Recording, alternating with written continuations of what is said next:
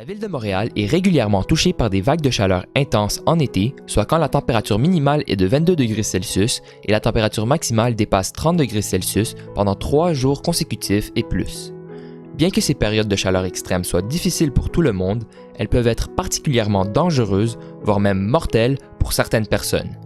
Ainsi, selon une étude de l'INSPQ, on estime que durant l'été 2020, 149 morts seraient liées à l'impact des vagues de chaleur au Québec. Parmi les personnes les plus à risque, on compte les personnes en situation d'itinérance.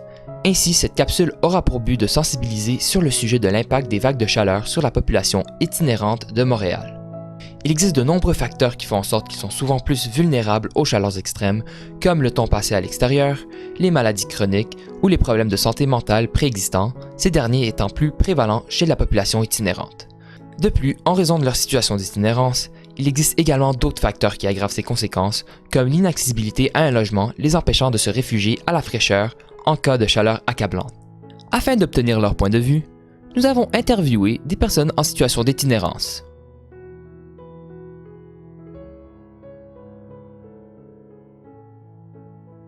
En dessous des arbres.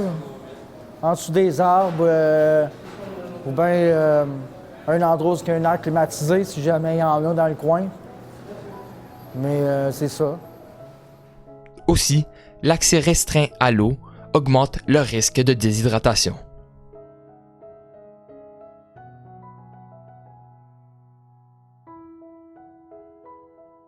Non, parce qu'il y a beaucoup de fontaines qui ont été fermées. Fait que c'est plus dur à avoir accès. Puis comme que dans les centres d'achat, quand la sécurité te reconnaisse comme un itinérant, ben ils te bloquent. Fait que c'est un petit peu plus dur d'aller aux toilettes, remplir des bouteilles d'eau fraîche pour pouvoir partir. Sinon, ben tu cours où il y a des généreux donateurs qui veulent bien nous donner de l'eau parce qu'ils savent bien que c'est dur pour nous autres, là. Ainsi, les journées chaudes et humides peuvent aggraver les troubles mentaux préexistants et causer de l'anxiété, de l'agitation et de la confusion, et constituer un facteur de comorbidité pour de nombreux problèmes de santé comme les maladies chroniques. Afin de pouvoir porter de l'aide aux personnes en situation d'itinérance lors de périodes de canicule, il est important de reconnaître les symptômes d'un coup de chaleur. Voici ce que Raphaël Belleuf, pharmacien, avait à dire sur le sujet. Ça peut ressembler à quelqu'un qui est tout simplement sous l'effet, des fois sous l'effet de drogue. Hein. Quelqu'un qui titube, qui est pas capable de se tenir debout. Ça, ce serait dans les premiers, le début d'un coup de chaleur. Je dirais plutôt, ça va être quand on est dans des situations où il y a vraiment un problème de perte de conscience, perte de connaissance, où on va avoir des personnes vraiment aréactives. On constate qu'il y a un petit groupe, ça peut être juste 2 personnes des fois, quelqu'un qui est totalement ne répond pas en fait, alors que l'autre, par exemple, la personne avec qui il est le sollicite.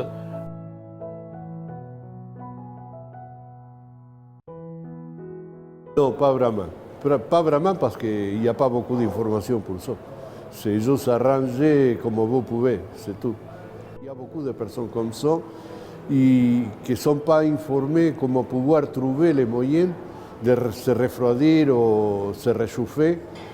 Il n'y a pas vraiment. Moi, par exemple, quand j'ai arrivé au centre Olberry, j'ai arrivé juste parce que quelqu'un m'avait averti dans l'intérieur du magasin que je suis allé prendre un café.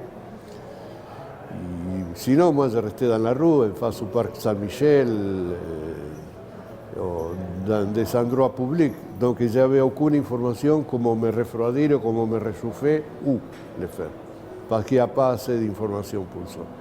Donc si vous croisez une personne en situation d'itinérance qui manifeste des signes de déshydratation, de fatigue extrême et de désorientation, n'hésitez pas d'aller lui apporter de l'aide et de le référer à des ressources.